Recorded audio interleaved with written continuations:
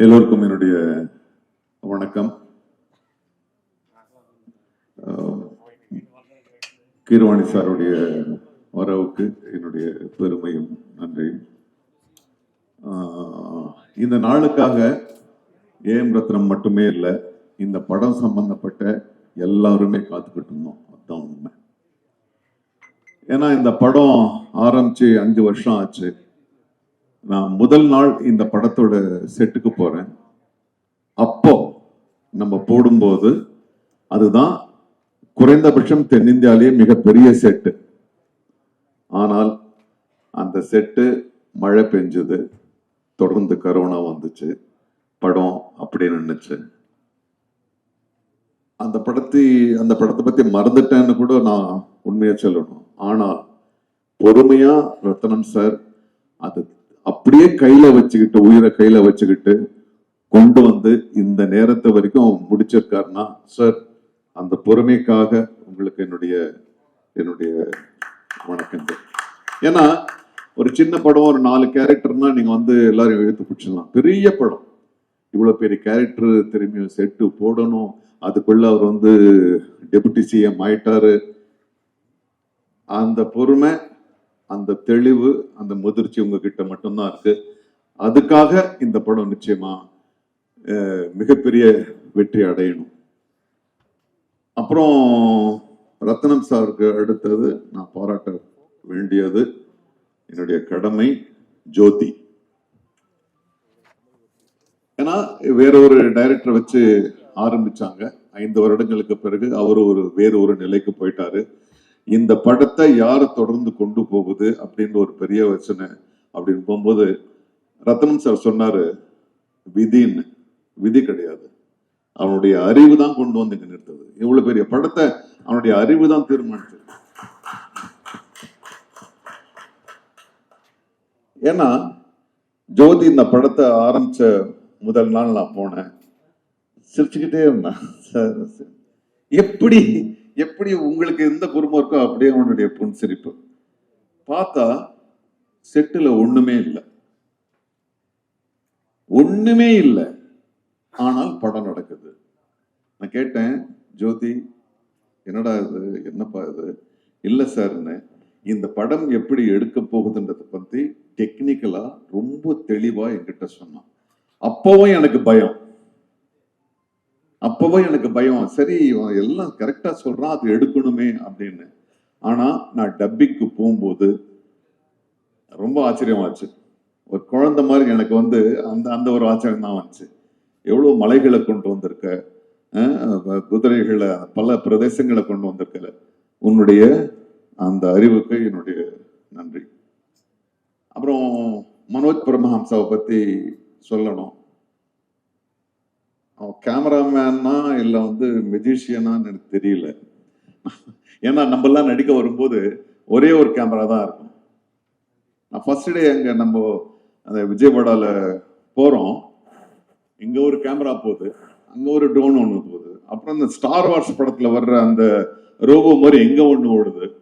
அவ்வளோ ஒரு டெக்னிக்கல் இதோட அந்த படம் நினைச்சு. எப்படியும் ஒரு 6-7 கேமரா இருந்துச்சு. எந்த கேமராக்கு நடிக்கிறதுன்னு எங்களுக்கு தான் குழப்பம், உங்களுக்கு இல்லை. ஸோ ஆக இதுக்கு பின்னால பெரும் கதைகள் இருக்கு, பல தடைகள் தாண்டி வந்திருக்கு. அதெல்லாம் தாண்டி இது பொறுமையா இதை முடிச்சிருக்கோம். ஆனா அதே உத்வேகத்தோட சில படங்கள் வந்து ரொம்ப கேப் விட்டுச்சுன்னா அப்படி செலுத்திக்கிட்டே போக வேண்டியதா இருக்கும். ஆனா கிடையவே கிடையாது. ரத்னம் சார் கூப்பிடும் போதெல்லாம் நான் பிஸின்றதுக்காக இல்லை, அவர் கூப்பிடும் போதெல்லாம் நான் வேற இடத்துல இருந்து வந்தேன். நான் கோவால இருந்து வந்தேன். நான் 8 மணி நேரம் கார்ல வந்து 8 மணி நேரம் திரும்பி 8 மணி நேரம் வந்தேன். ஏன்னா பவன் கல்யாண் அவர் வந்து பொது வாழ்க்கைக்கு போயிட்டாரு. அவரு ஒரு நாள் அவர் கொடுக்குறாருன்னா நாங்க எல்லாம் சுனில் எல்லாம் வந்து ஸ்பெயின்ல இருந்து வந்து 2 ஷாட் நடிச்சுட்டு திரும்ப ஸ்பெயினுக்கு போனாரு. ஸோ அப்படியெல்லாம் கோஆப்ரேட் பண்ணி இந்த படத்தை நாங்கள் கொடுத்துருக்கோம். ஸோ இந்த பவன் கல்யாண் சார் வந்து அவர் ஒரு நாளைக்கு கொடுக்குறாருன்னா பாவம், அவர் 2 மணி நேரம் தான் வர முடியும். கரெக்டா அவர் சொன்ன நேரத்துக்கு வந்து போயிடுவார். அதுக்குள்ள ஜோதி வந்து 4 சீனை முடிக்கணும், பிரச்சனையே இல்லை. ஒன்றும் இல்லை சார், நீங்க தனியா எடுத்துக்கலாம், அவரை தனியா எடுத்துக்கலாம். அவ்வளவு தெளிவான ஒரு ஒரு கையாளுமை. ஸோ ஆக இந்த நிதி ஷி ஆல்சோ கோஆப்ரேட்டட், ரொம்ப நல்லா கோஆப்ரேட் பண்ணாங்க. ஆக இந்த நல்மனதோடு ஒரு வெறுப்புணர்ச்சி இல்லாமல், ஒரு சலிப்பு இல்லாமல் ரத்னம் சாருக்காக எல்லாரும் ஒன்று கூடி இந்த ஒரு மாபெரும் யாகத்தை நடத்தி முடிச்சிருக்கோம். நிச்சயமா உங்களுக்கு எல்லாருக்கும் இது பிடிக்கும், நிச்சயமா எல்லாரையும் போய் சென்றடையும். ரத்னம் சார், நீங்க பார்ட் 2 அதை விட ஒரு பெரிய படம் நீங்க பண்ணணும். எங்களுடைய நடிகர்கள் சார்பா, தொழில்நுட்ப கலைஞர்கள் சார்பா உங்களுக்கு என்னுடைய வாழ்த்துக்கள். நன்றி சார். சார் எனக்கு ஒரே ஒரு கேள்விதான் சார். இந்த படத்துல நீங்க பவன் சார் கூட தொடர்ந்து வர்றீங்க, ஆனா பவன் சாரே சத்யராஜ் சாருக்காக தான் வந்திருக்காரு அப்படின்னு ப்ரொடியூசர் சொன்னாங்க. உங்க 2 பேருக்கும் இதுல ஸ்கிரீன் ஸ்பேஸ் ஒன்னா இருக்காதுங்கிற ஒரு வருத்தம் எனக்கு இருக்கு. பார்ட் 2ல நாங்க அதை எப்படி எதிர்பார்க்கலாம்? பார்ட் 2ல எங்க 2 பேருக்கும் 3 சாங் இருக்கு, 4 ஃபைட் இருக்கு. ஒரு மொத்தமா ஒரு படமா தான் நாங்க பார்க்கிறோம். இருக்கலாம் சார். சத்யராஜ் சார், திரையுலக நண்பர்களுக்கும் பத்திரிகை நண்பர்களுக்கும் முதல்ல என்னுடைய பணிவான வணக்கத்தை தெரிவிச்சுக்கிறேன். சினிமால நடிகரா இருந்து முதன்முறையா முதலமைச்சரானவர் புரட்சி தலைவர் எம்ஜிஆர் அவர்கள். ஆந்திரால சினிமால இருந்து நடிகரா இருந்து முதலமைச்சரானவர் மரியாதைக்குரிய மாண்புமிகு என்டிஆர் காரு அவர்கள். இன்னைக்கு அவருடைய பிறந்த நாள். இன்று NT ராமராவ் அவர்களின் பிறந்த நாள். அந்த பிறந்த நாள் அன்று ஆந்திராவின் deputy CM power star Pawan கல்யாணுடைய ஒரு நிகழ்ச்சி, ஒரு விழா நடக்கிறது எனக்கு ரொம்ப மகிழ்ச்சியா இருக்குது, ரொம்ப பெருமையா இருக்குது. இவருக்கு எப்படி தெரியும் என்டிஆர் சாரோட பர்த்டே இன்னைக்கு அப்படின்னு கேக்குறீங்களா? எனக்கு யார் சொன்னாங்க தெரியுமா? போன்ல மெசேஜ் வந்தது. வாணிஸ்ரீ மேடம் சொல்லியிருக்காங்க. நான் வசந்த மாளிகை படத்தினுடைய தீவிர ரசிகன். பாரு, பூபதி ராஜா சார் வந்திருக்காரு. அந்த படத்தினுடைய வசனகர்த்தா பாலமுருகன் சார். வசந்த மாளிகை படம் பார்த்துட்டு யாராவது கிட்ட பேசணும்னு எனக்கு ஆசை. எனக்கு ரொம்ப பிடிச்ச படம். அப்போ சச்சி மேடம் என்கிட்ட சொன்னா, நான் அவங்ககிட்ட நான் சொன்னேன், நேற்று வசந்த மாளிகை படம் பார்த்தேன் மேடம் அப்படின்னு. அப்படியா, இதான் நம்பர் கொடுக்குற, வாணிஸ்ரீ கிட்ட பேசுங்களேன் அப்படின்னாங்க.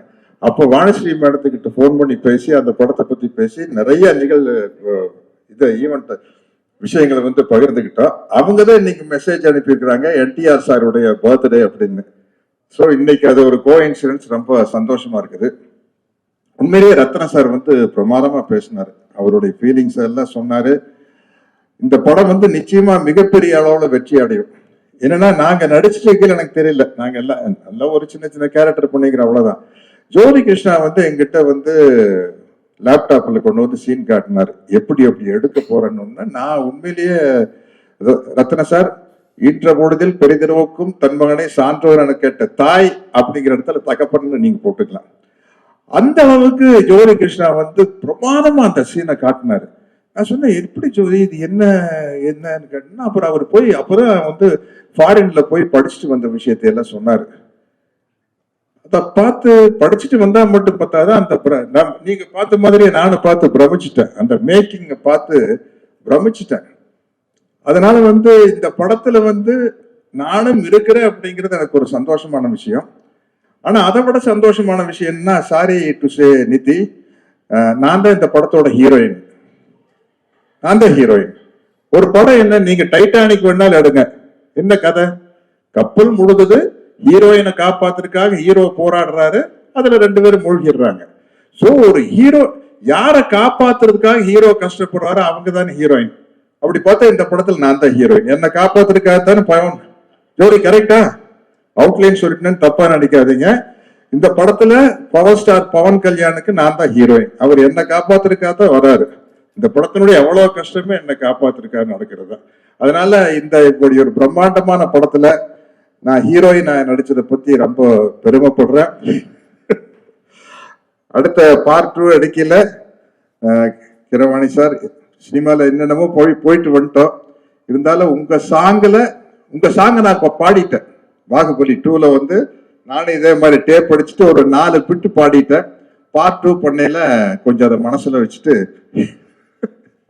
எனக்கு நாசர் சாருக்கு ஒரு நல்ல ஒரு அருமையான சாங் போட்டுருவீங்க. ஷோபி மாஸ்டர் பாத்துக்கிட்டே இருக்காங்க சார். எதுங்க? ஷோபி மாஸ்டர் பாத்துக்கிட்டே இருக்காங்க. அது வீரமல்லு 2ல வந்து உங்களை வச்சு சிறப்பா ஏதாவது நிச்சயமா மனோஜ் இல்ல நாங்க ஆடிடுவோம், நாங்க டான்ஸ் ஆடிடுவோம். நாங்க அதை எதுக்குமே கூச்சப்படாத ஆளுக்கு தானே. பரதநாட்டியம் ஆடணுமா, வஞ்சிக்கோட்டை வாலிபன் வேணுமா உங்களுக்கு, வைஜெயந்தி மாலா 10 மணி 2 பேரும் ஓகேன்றோம். என்ன சொல்றேன், அது மாதிரி விஷயம். கேமரா கூச்சமே இல்லாத ஆட்கள் நாங்கள். அப்படி இருந்தா தான் சினிமாவில் வந்து எந்த கேரக்டர் கொடுத்தாலும் நடிக்க முடியும். இப்படிப்பட்ட ஒரு சிறப்பான படத்துல நானும் இருக்கிறேன் அப்படிங்கிறது எனக்கு ரொம்ப மகிழ்ச்சியான பெருமையான விஷயம். ரத்ன சாருடைய நல்ல மனசுக்கும் ஜோதியினுடைய நல்ல உழைப்புக்கும் இந்த படம் வந்து மாபெரும் வெற்றி அடையும் என்று நம்பி வாழ்த்துகிறேன். வணக்கம். ரொம்ப ரொம்ப நன்றி சார். సార్ ఒక చిన్న రిక్వెస్ట్ సార్, మీ ఇద్దరి కాంబినేషన్ అంటే మాకు చాలా పిచ్చి. సో మీ ఇద్దరు కలిసి కళ్యాణ్ గారి సిగ్నేచర్ ఒకటి ఇలా అంటే చూడాలని అనుకుంటున్నాం మేమందరం కూడా. ప్లీజ్ டிரான்ஸ்லேட் பண்ணுங்க. நம்ம 2 பேர்ல நீங்க மட்டும் அவங்களுடைய இங்க இருக்கீங்க. ஸோ அதனால நீங்களோட இதுல வந்து பவன் கல்யாண் சார் வந்து பவர் ஸ்டார் வந்து ஒரு ஸ்டைல் இப்படி பண்ணியிருக்காரு. அதை நீங்க பண்ண முடியுமான்னு கேக்குறாங்க. ఇద్దరు చేయాలి. ఇద్దరు కాదు సార్, ఇద్దరు చేస్తే బాగుంటది. Ready 3 2 1 go. వీడు 6 అడుగుల bullet. Thank you so much sir, thank you so much. நாங்க இங்க இருந்து ஆரம்பிச்சிருக்கிறோம், நாங்க அங்கிருந்து ஸ்டார்ட் ஆன ஆளுங்க. அதனால ஈஸியா பண்ணிடுவோம். ரொம்ப ரொம்ப நன்றி சார். ரொம்ப மகிழ்ச்சி நீங்க ஃபோர்த் சிங்கிளுக்கு வந்து இவ்வளவு கலகலப்பா இவ்வளவு நிகழ்ச்சியோட இந்த படத்தை கொண்டு போய் சேர்க்கணும் அப்படிங்கிற ஒரு பெரிய ஆர்வம் உங்களுக்கு இருக்கிறது எங்களுக்கு ரொம்ப ரொம்ப மகிழ்ச்சி சார். ரொம்ப நன்றி. ஒரே ஒரு இன்சிடென்ட் சொல்லி சார் ப்ளீஸ். திடீர்னு இது தோணுச்சு. நாங்க ஒரு சீனுக்காக தயாராயிட்டு இருந்தோம், ரத்தன் சார் சீனுக்காக தயாராயிட்டு இருந்தோம். நாங்கள்லாம் அவங்க சகாக்கள், நானு, சுனில், மற்றவங்கெல்லாம் 4 பேர் உட்காந்து கள்ளு சாப்பிட்டுட்டு இருப்போம். அப்புறம் வந்து பவர் ஸ்டார் வருவாரு. வந்து அவர் எங்க கிட்ட ஒரு வார்த்தை சொல்லுவாரு. சின்ன சீன் தான், அவ்வளவுதான். அங்கிருந்து போயிடும். அவர் வந்ததே 2 மணி நேரம் அந்த ஆபீஸ்ல இருந்து வந்து ஒரு 1/2 மணி நேரம் டிஸ்கஷன் நடக்குது. சார் என்ன சார், சுனில் வேற போகணும், நான் வேற போகணும், என்ன போகணும்னா அவர் பாருங்க ஒரு பப்ளிக்கோட இமேஜ் எப்படி இருக்கணும்னு. உண்மையான டைலாக் என்னன்னா, டேய் நீங்க என்னடா இங்க வந்து கல்லு குடிச்சிட்டு இருக்கீங்க, நீங்க அங்க வாங்க, நல்ல சரக்கெல்லாம் கிடைக்கும் அப்படின்றதுதான் டைலாக். அவர் கூட போகணும் நாங்க. அவர் அந்த டைலாக சொல்ல மாட்டேன்ட்டாரு. சொல்லவே மாட்டேன்ட்டேன். சரி, ஏன் சார் இந்த டைலாக் இல்லை, நான் வந்து இப்போ வந்து நான் ஒரு பப்ளிக் ஃபிகர், ஒரு லீடரா இருக்கேன். நான் நீங்க சாப்பிட்ற கல்லை விட எனக்கு நல்ல சரக்கு எனக்கு தெரியும்னா நான் குடிச்சிருப்பேன்னு அர்த்தமாகுது. ஸோ அதனால நான் சொல்ல மாட்டேன்னு சொன்னாரு. அதுக்கப்புறம் அதை எடுத்துட்டு நம்ம படம் எடுத்தோம். ஸோ பப்ளிக் இமேஜ்ன்றது என்னன்றது வந்து திடீர்னு ஞாபகம் வச்சு சம்பந்தம் இருக்கலாம்னு தெரியல. Okay, all the best. சமூக பொறுப்போடு இந்த படம் வெளியாகிறது அப்படிங்கிறதுக்கான ஒரு சின்ன உதாரணத்தை கொடுத்தவங்களுக்கு எங்களுடைய ரொம்ப ரொம்ப ரொம்ப நன்றி சார்.